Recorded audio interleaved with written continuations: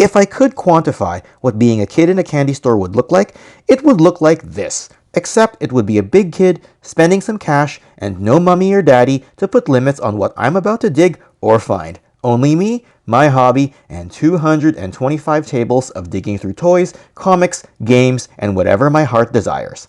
Let's begin. This video is brought to you by Canadian Comics, the host of this Vancouver comic and toy show.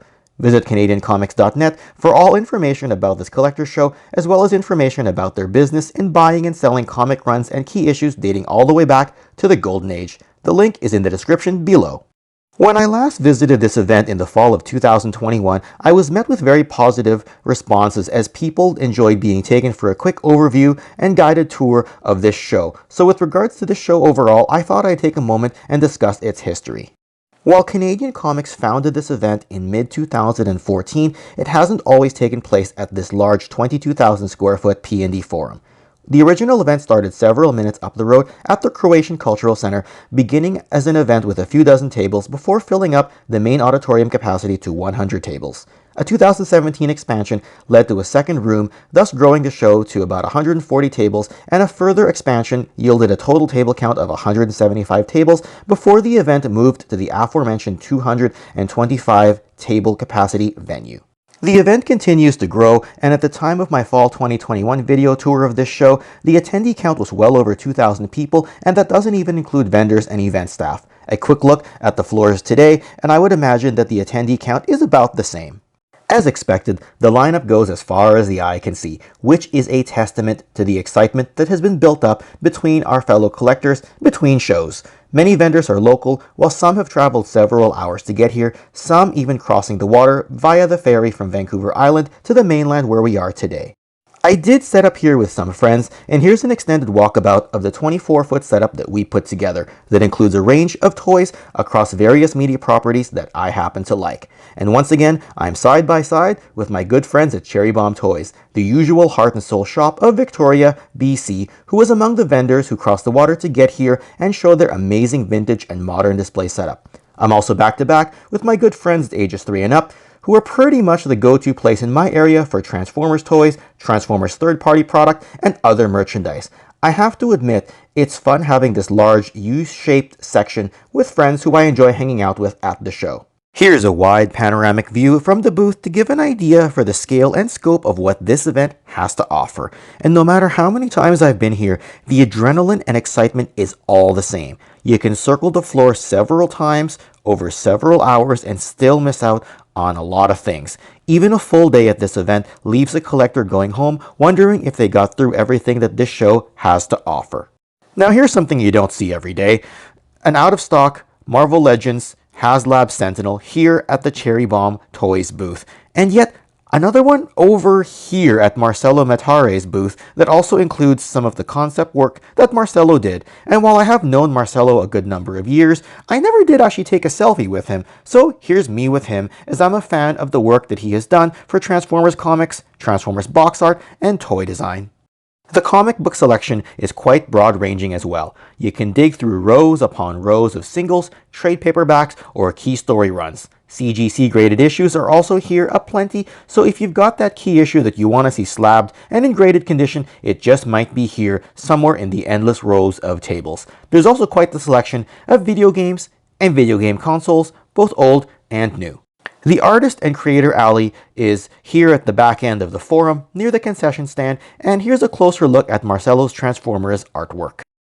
Among the table inventory, you'll find common as well as rare stuff that you don't normally see. Fortunately or unfortunately, I'll have to limit myself to what I'm looking for in terms of the franchises that I normally collect, so it's highly likely that I missed something, but this will at least give you a good idea of what's here to find. Toy Traders is also here, which is a shop that you've seen me cover a few times in terms of showing their amazing displays in past videos. This rotating display of G.I. Joe and Star Wars figures is something that I've not seen before, but it looks amazingly professional behind the glass cabinet, and a friendly staff member, of course, is always there to help collectors file through the selection. Now, as a big wrestling fan, of course I'll have to stop over at a few of the wrestling-related booths and browse the figure inventory a little bit. Naturally, I'll also keep scanning through all the other tables and let the camera do the work as you guys as viewers look through all the amazing stuff that's here. I am trying absolutely as hard as I can to describe all of this to you, but no words from anyone can really ever quantify what you're seeing here on screen to share this experience with me, nor quantify the experience of actually being here. But hey, like I said, I'm going to try my best. Having said all of this, many of you will have collector shows in your own areas.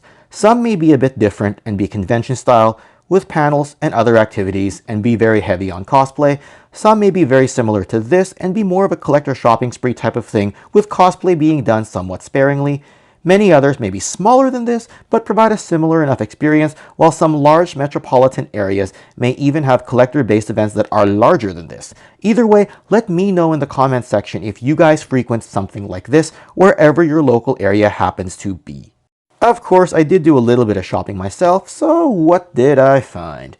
Well, the thing I said about being a wrestling fan, here's a slightly elder-looking Bret Hart from WWE's PG era, closer to 2010 when he made his return. Thanks to my good friends at Krypton Toys, who I always try not to forget mentioning as they host a toy show of their own a few times a year as well.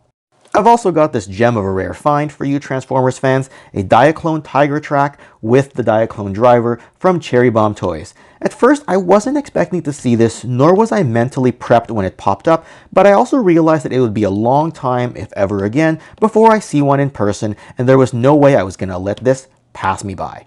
I've also got this test shot pre-production prototype of the 1998 Lieutenant Gorky G.I. Joe figure, which of course is based on the earlier version of the October Guard's Big Bear.